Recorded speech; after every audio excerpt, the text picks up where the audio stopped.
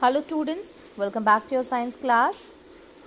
So students, in the previous class we were talking in the chapter that is natural resources. In the previous class, in the previous class students we were discussing about that of the water, what is the importance of the water. We have understood that water is what it is essential for every living organism, and it is what is a kind of a wonder liquid. Why? Because all the organisms which is present on the earth, they are dependent on it for their survival. The water is necessary. Although if we talk about the water itself, so there are different sources by which we get water, including the underground water, which we call as a fresh water. Fresh water is also present in the other water bodies, like lake is there, or river is there, or even pond is there. So springs, these all are water resources of the these are the source of the water, source of the fresh water. And most of the water present on the earth is in ocean or sea, and their amount is very much. But the problem is that the water is actually a saline water, it is not a fresh water, so that is not fit for our consumption, so we cannot drink that water. Other water is in the form of a glacier, in the form of a solid. It is trapped in glaciers, or it is present in the form of icebergs which floats on the river. So basically it is in the it is, we can say, it is in the form of ice caps or that of the glaciers. So only very few amount of a few percentage of water is available to us that we can drink here. Now that water also, it is because of that only there is a scarcity of water, students. One more thing, that the rainfall is not rainfall is it is not what to say, it is actually, it does not occur equally in all the places. The distribution of the water, we can say, it's not equal. And yes, it is because one of the factors is because of the rainfall, students, that the uneven distribution also of water in different places, that will causes the scarcity of water, even though our earth is 75% of our earth is covered with the water. And in that less amount of a water, that is also get polluted because of the pollutant. And you see that what is the when we talk about the water pollution, what are the effects of the water pollution, because we already knew about the pollutants which causes the water pollution. And use of fertilizers are there, students. Then mixing of that of the sewage water or the dirty water with the water bodies, and or spilling of oil. These all are what, these all are the responsible for the waste material which is directly coming through the industries or through the power plant. Okay, like if we talk about the nuclear power plant, so the radioactive element mixes with the water and it will pollute the water. So basically it will degrade the quality of the water, as well as that will enhances more microbes. If we talk about the seaways or the sewer, the water which mixes with the water, this will increases the number of microbes in it and make the water pollute. Now see here, what are the effect of the water pollution? So the effect of the water pollution is what? The addition of undesirable substances to water. These substances could be fertilizer, pesticides used in farming, or they could be poisonous substance like mercury salt, which are used by paper industry. And this could also disease causing organism like bacteria, which causes cholera. See, the undesirable substances which is added, undesirable, yes, the changes which is caused by these pollutants make it, the water bodies polluted. So these are not desirable substances, these are the undesirable substances. So the addition of the undesirable substances will make the water bodies polluted, and the reason substances that can be used here is fertilizers. As you can see here, the fertilizers are there, pesticides are there, which is used in farming. And students, they could be poisonous substances, like if we talk about the mercury salt, or which is used in the paper industries. Even I told you some of the radioactive element which is released through that of the nuclear power plant. So these will what, it will be very, makes the water very toxic, very because they themselves are very poisonous. So the organisms which is present in it, if they will consume such water, then that will causes a death of the living organism. So these not only this, see, these could also be disease causing organism like bacteria, which causes cholera. We know that cholera is what, is a waterborne disease. It means the microbes of the bacteria of the cholera can easily survive in the water, and that can be result into a disease. Then the next one is the removal of desirable substance from water bodies. Dissolved oxygen live in water, is used by the animal and the plant live in water. Any changes that reduces the amount of this dissolved oxygen would adversely affect these aquatic organisms. Other nutrients could also be depleted from water bodies. See here, uh, the removal of the desirable substances from the water bodies. So one of the thing that can be that can occur because of water pollution. The first one is the addition of the undesirable substance, and the second one is the removal of the desirable substances.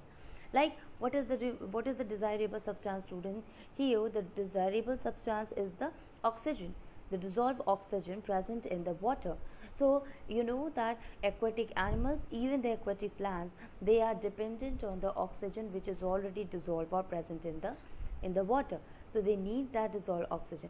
So if any change occur because of that, if the dissolved oxygen get reduced, this will going to affect the living organism, the survival also. See, if we talk about the terrestrial organism, we need oxygen. Similarly, the aquatic organisms also need oxygen.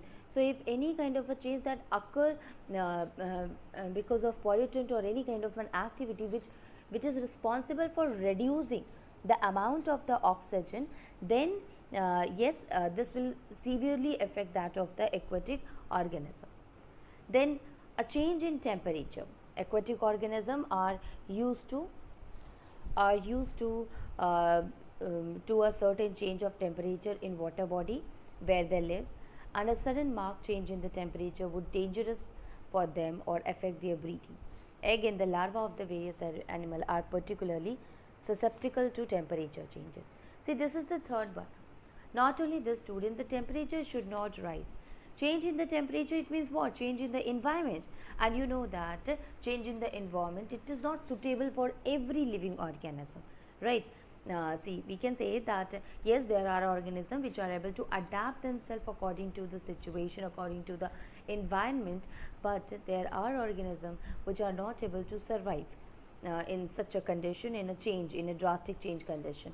So on that basis, on that note, we can say that a change in temperature will going to affect that of the living organism. Now, not only this, you know that there are actually, students, when we talk about the fertilization, here in the last one it is written that the eggs and the larvae of various animals are particularly susceptible to the temperature change. Yes, you know that the temperature, the eggs which is laid by the parent, it is what, it is maintained at a certain temperature, and if the temperature really become high, then what happen, they will be not able to survive. Not only this, but the larva which hatches the egg and came out also need a proper temperature for their development or for their conversion from larva to that of the adult. Okay, so we can say that if any changes occur to the temperature, uh, that will going to affect, any rise in the temperature or change in the temperature occur, that will going to affect the water body of water bodies. It will going to affect the organism living in the water bodies. Okay.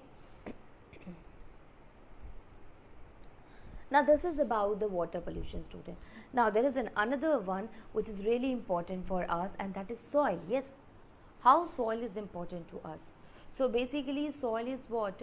It is rich in minerals. We know that soil is an important resource that decide the diversity of life in an area. But what is the soil and how is it formed? The outermost layer of the earth is called crust, and the mineral found in this layer supplies a variety of nutrients to the life form. But these minerals will not be available to organism if the minerals are bound in a huge rocks.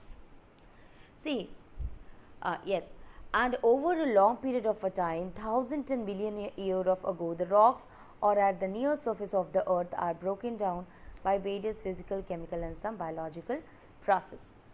See what happened here. If we talk about the mineral riches, basically mineral riches in the soil. Mineral riches in the soil. Why soil is important? So you will say soil is important so that the plant can remain stand. The plants. It help in giving support to the plant. It help in making the plant to stand erect. Okay. So this is the one thing.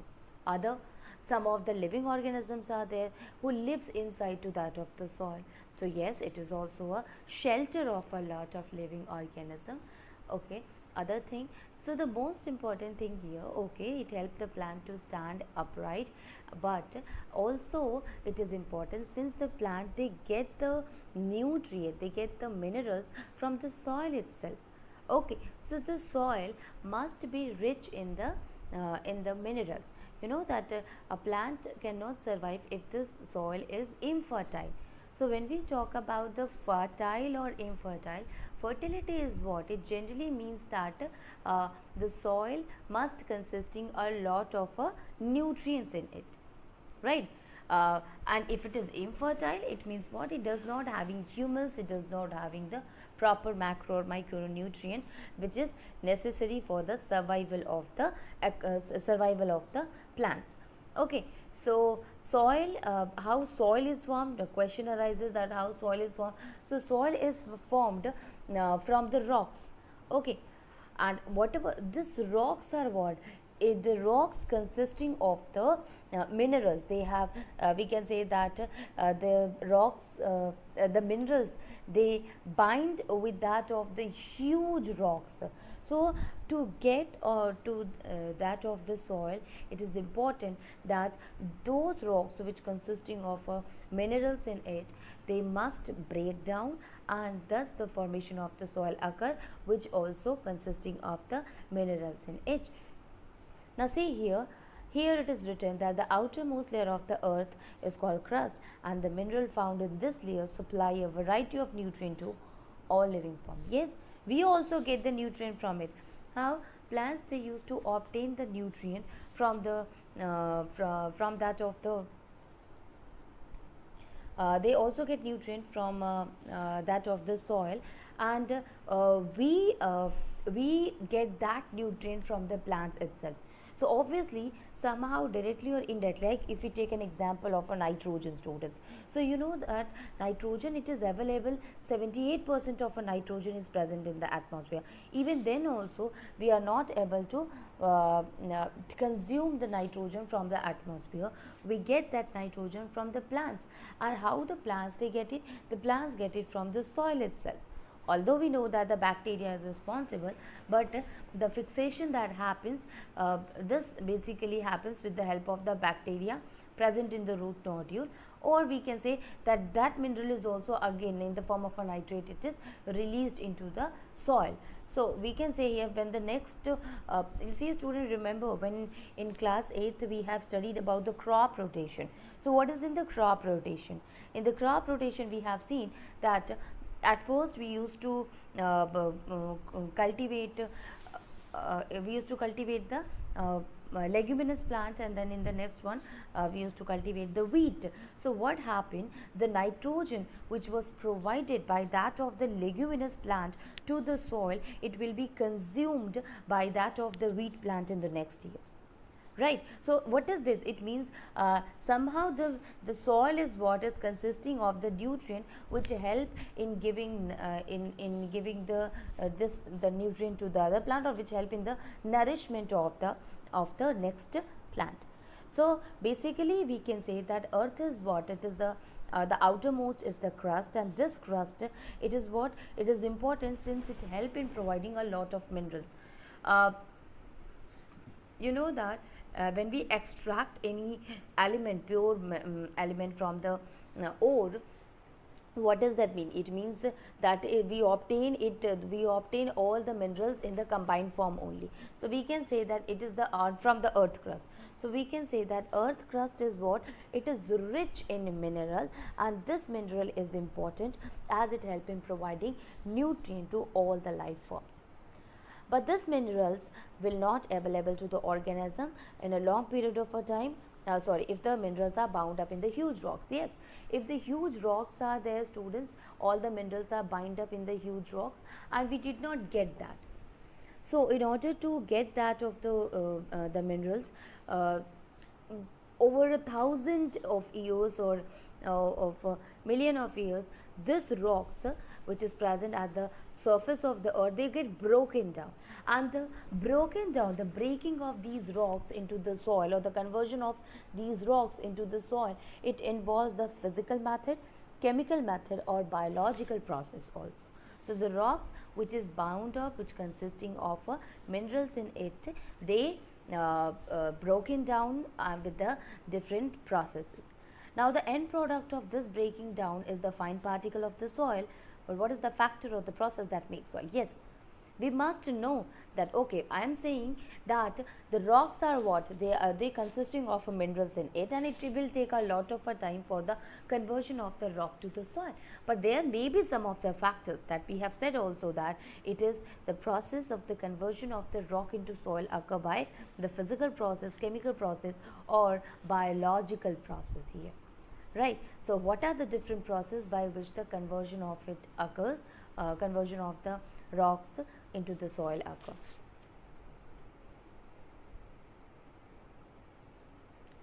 Now see here, the sun. First one is the sun only, students.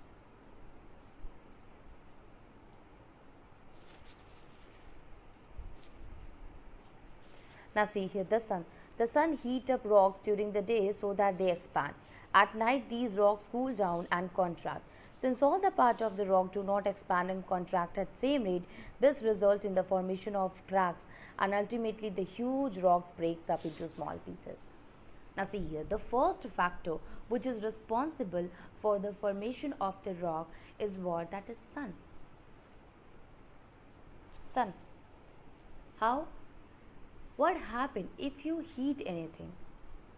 Then what happen? It will expand. When you cool the thing, it will contract. This is the property of everything, that when you heat it, it will expand, and when you cool it, it will contract. In case of the rocks, it is the same only. Here, when the sunlight reaches to the rock during the day, then what happened? They used to expand. So expansion occur when the sun it heat up the rock during the day. At night what happen? These rocks it cools down and it contract. So during day it heat up, and during night it cools down. Now since all the part of the rock do not expand and contract at the same rate, this result in the formation of a crack, and ultimately huge rocks break up into smaller pieces. Now what happened? Suppose a big rock is there and the sunlight is falling evenly at everywhere, but what happened? Some of them expand earlier, and other one it takes time to be expand. Then the first one again it contract earlier, and the second one it takes time to contract. Now what happened? Due to this uneven contraction or expansion of that of the rocks makes a crack. Obviously, if a thing is there which is contracting, expanding, and the other thing is there that is also contracting, expanding, and both of them are together, what happen if suppose one is contracting earlier than that of the other? That will cause what? A small gap will be formed between them, a small gap or a crack will be formed between them. So this crack is generated because of the heat of the sunlight. So when the sunlight falls on the surface of the rock, expansion and contraction will create a crack. Okay, so creation of the crack, one of the factor is the sun only. The second one,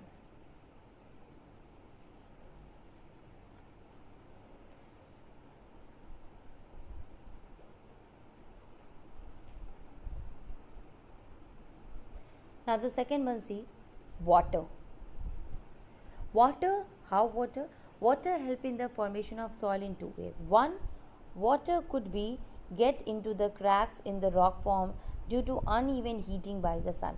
And if this water freezes, it will cause a crack to widen. Can you think why this should be so? Two, flowing water wear away even hard rock over a long period of a time.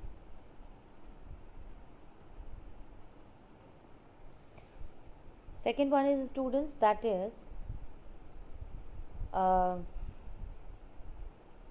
see, here it is written that one, water could get into the crack in the rocks formed due to uneven heating by the sun, and if this water freezes, it causes the cracks to widen. See, it is said that how the water is responsible for the formation of the crack, students. Sorry, how the water help in the formation of the soil. We said that we have discussed just that sun is responsible for the formation of the cracks.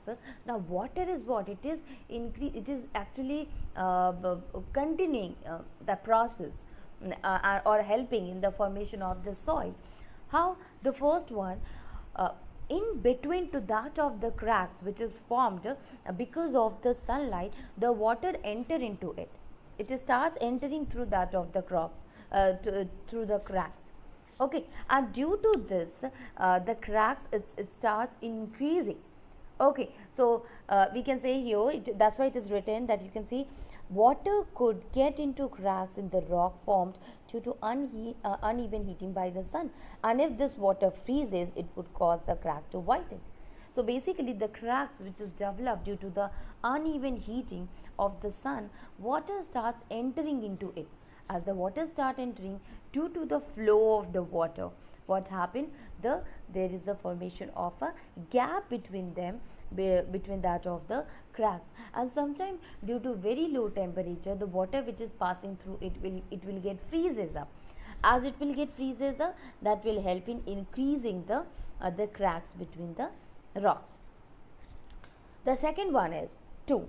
Flowing water wear away even the hard rock over long period of a time. Fast flowing water often carries a big and a small particle of rock downstream.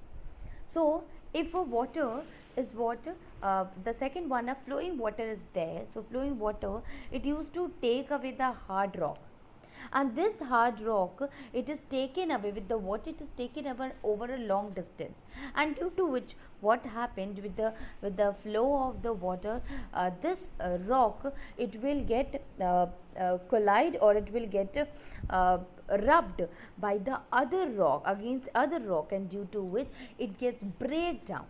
What happened is, suppose anything is coming from the from a slope, from a higher end to the lower end, what will happen? It starts it starts breaking, we can say, of the substance. Similarly here also, the rocks, they are actually when it is coming downward or with the help of the water, they used to collide with the other rocks, and due to which there is a abrasion that is formed in the rocks, and basically it occurs it because of the collision, and this will makes, you can see here, this will makes the rocks smaller and smaller particles. Okay, so as the water will take it to a longer distance, so it will be broken down into the smaller pieces. The water then take these particles along with it and deposit further down its path. Soil is thus found in the place far away from the parent rock. That is why you see, the where the soil is formed and where the rock is there, the place is what, far away from each other, because water is carried that of the rock to a good distance, to a very far distance. The third one is a student, that is wind only, and the wind also the similar one. Like water, we have seen that the rock is carried to a certain distance from the parent rock, and there the collision occur, and due to this collision between the two rocks will make the rock to be break into the smaller and smaller pieces, and ultimately this is how the formation of the rocks occur. So we have seen the sun, water and wind, all three are responsible for the formation of the soil, and since they consisting of the minerals in it, so that will make a soil a more mineral rich soil. Okay.